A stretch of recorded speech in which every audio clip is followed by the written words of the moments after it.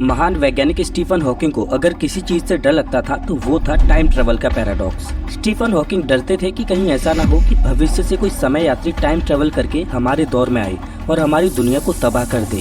Stephen Hawking ये तो मानते थे कि समय यात्रा संभव है और पास्ट, प्रेजेंट और फ्यूचर इन तीनों ही कालों में टाइम ट्रेवल किया जा सकता है। लेकिन स्टीफन हॉकिंग का मानना था कि पास्ट में समय यात्रा करने से दुनिया तबाह हो सकती है। अगर किसी ने पास्ट में महज 1 मिनट पीछे ही टाइम ट्रेवल कर लिया तो वो भी दुनिया को खतरे में डाल सकता है। अब आप कहोगे कि समय में सिर्फ 1 मिनट पीछे जाने से क्या ही हो जाएगा, तो स्टीफन हॉकिंग इसे एक एग्जाम्पल से समझाते हैं।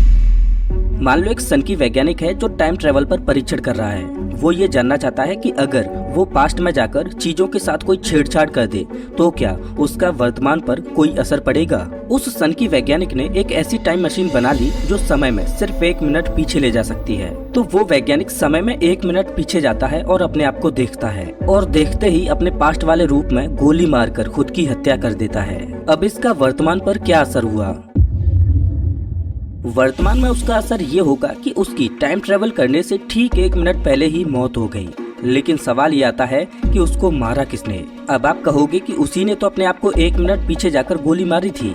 लेकिन यहाँ फिर से एक सवाल आता है कि अगर उसकी टाइम ट्रेवल करने से 1 मिनट पहले मौत हो चुकी थी तो वो अब टाइम ट्रेवल कैसे कर सकता है? अगर वो टाइम ट्रेवल ही नहीं कर सकता तो वो 1 मिनट पीछे जाकर अपने आप को गोली कैसे मार सकता है?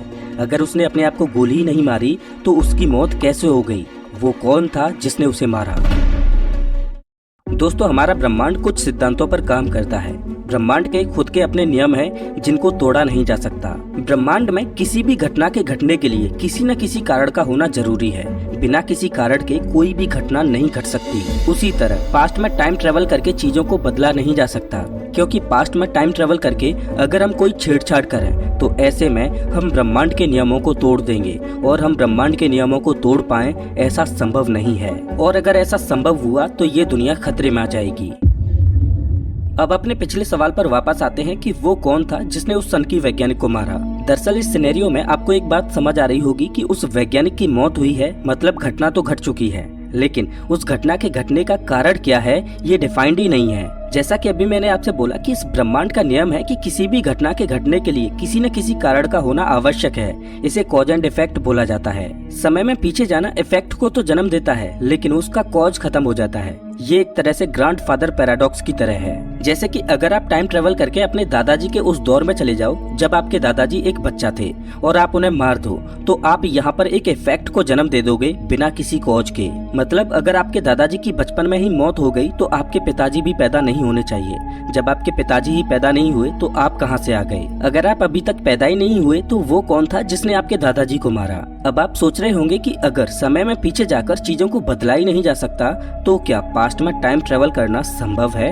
यही सवाल स्टीफन हॉकिंग के दिमाग में भी आया। उन्होंने इस सवाल का जवाब जानने के लिए एक विचित्र सा एक्सपेरिमेंट किया। उन्होंने तो सभी समय यात्रियों को इनवाइट ही कर दिया। दरअसल स्टीफन हॉकिंग ने एक पार्टी ऑर्गेनाइज की जिसमें भविष्य से आने वाले सभी समय यात्रियों को निमंत्रण भेजा गया। एक्सपेरिमेंट कुछ इस तरह से था कि स्टीफन हॉकिंग ने खाने पीने की चीजें बनवाई, वो टेबल पर तैयार थी। सभी समय यात्रियों को पार्टी में आने के लिए 12 बजे का समय दिया गया। लेकिन मजे की बात ये थी कि स्टीफन हॉकिंग ने पार्टी तो ऑर्गेनाइज की, लेकिन पार्टी से पहले उन्होंने निमंत्रण किसी को भेजा ही नहीं। पार्टी शुरू होने में बस कुछ ही पल बचे थे। स्टीफन हॉकिंग की नजरें टिक टिक करती हुई घड़ी पर और सामने उस दरवाजे पर टिकी थी जिससे टाइम ट्रेवलर्स अंदर आने वाले थे।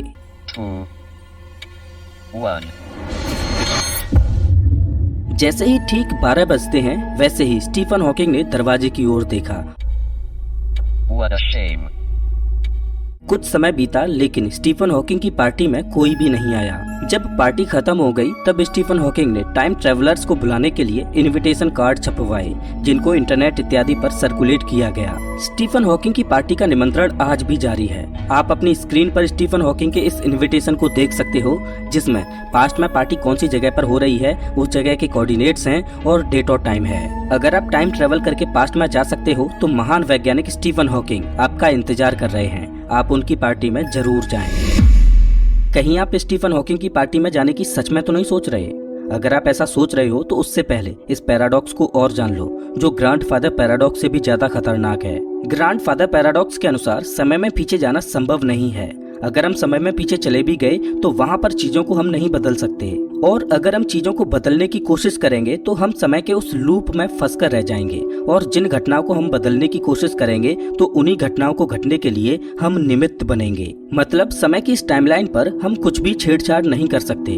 अगर हमने ऐसा किया तो समय ही हमें उस घटना को घटवाने के लिए मोहरा बना लेगा। वो कैसे, इस चीज को प्रीडेस्टिनेशन पैराडॉक्स में भली भांति समझाया गया है। इसे हमें एक एग्जाम्पल से समझना होगा। मान लो आपका दोस्त गाड़ी से बहुत तेज कहीं जा रहा है, अचानक उसका ध्यान इधर उधर भटकता है तो उसकी गाड़ी एक पेड़ में टकरा जाती है और उसका एक्सीडेंट हो जाता है, जिसमें आपके दोस्त की मौत हो जाती है। भगवान न करे ऐसा कभी हो, लेकिन प्रीडेस्टिनेशन पैराडॉक्स को समझाने के लिए मैंने ये एग्जाम्पल लिया है। जब आपको अपने दोस्त के एक्सीडेंट के बारे में पता चलता है तो आपको बड़ा दुख होता है, लेकिन सौभाग्य से आपके पास एक टाइम मशीन है जिससे आप समय में पीछे यात्रा कर सकते हो।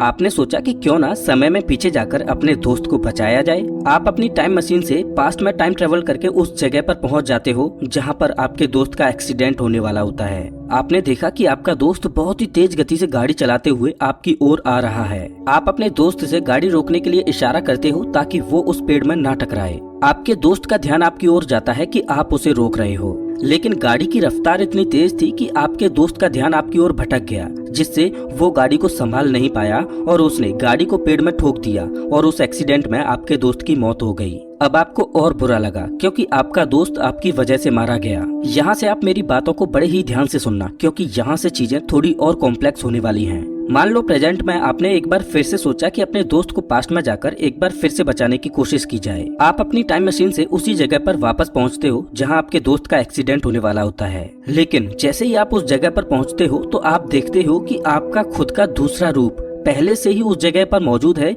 जो आपके दोस्त को बचाने के लिए आया हुआ था। आप देखते हो कि आपका दोस्त बड़ी ही तेज गति से आ रहा है और आपका पहला वाला रूप आपके दोस्त को रोकने के लिए बड़ी ही जोर जोर से आवाज दे रहा है। आपने सोचा कि अगर आपके दोस्त ने आपके पहले वाले रूप की आवाज सुन ली तो उसका ध्यान भटक जाएगा और वो गाड़ी को पेड़ में ठोक देगा। इस वजह से आप अपने पहले वाले रूप को ही चुप कराने के लिए दौड़ते हो, लेकिन आपके दोस्त की नजर आप पर पड़ती है। आपका दोस्त ये समझ नहीं पा रहा है कि ऐसा क्या हुआ कि आप इस तरह से अचानक बीच सड़क पर दौड़ रहे हो। वो आपके बारे में सोच ही रहा था कि अचानक गाड़ी पेड़ में टकरा जाती है और उस एक्सीडेंट में उसकी मौत हो जाती है, और इस बार फिर से आपका दोस्त आपकी वजह से मारा जाता है। प्री डेस्टिनेशन पैराडॉक्स का मतलब होता है प्री डिफाइंड, मतलब जो घटना पहले से निश्चित है उसे बदला नहीं जा सकता, और वो घटना आपकी वजह से ही घटेगी और आप टाइम के उस लूप में फंसे रह जाओगे। दोस्तों, टाइम ट्रेवल सुनने में जितना आसान लगता है, वास्तव में प्रैक्टिकली ये उतना ही मुश्किल है। लेकिन एक थ्योरी है मल्टीवर्स की, जिसके द्वारा टाइम ट्रेवल के इन विरोधाभासों को सॉल्व किया जा सकता है और पास्ट में जाकर समय के साथ छेड़छाड़ की जा सकती है। चलिए स्टीफन हॉकिंग की पार्टी में एक बार फिर से चलते हैं। स्टीफन हॉकिंग ने टाइम ट्रेवलर्स के लिए पार्टी ऑर्गेनाइज की थी, लेकिन उस पार्टी में कोई समय यात्री आया ही नहीं। आखिर क्यों?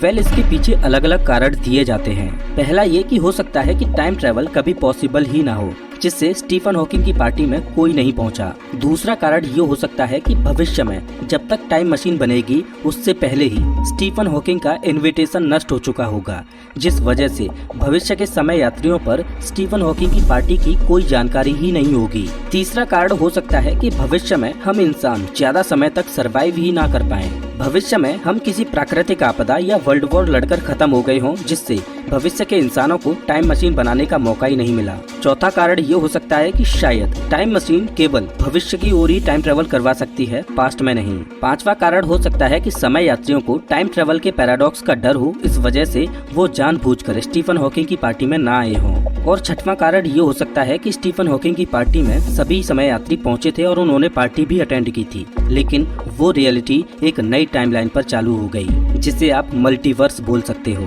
कारण चाहे कुछ भी हो, लेकिन स्टीफन हॉकिंग की पार्टी इस बात का सबूत है कि शायद भविष्य में अभी तक टाइम मशीन बनी ही ना हो। लेकिन आप निराश मत होइए, अगर आप चाहो तो आप अपने गुजरे हुए वक्त को देख सकते हो, वो भी बिना पैराडॉक्स को जन्म दिए। लेकिन वो कैसे, इसे हम किसी और वीडियो में जानेंगे।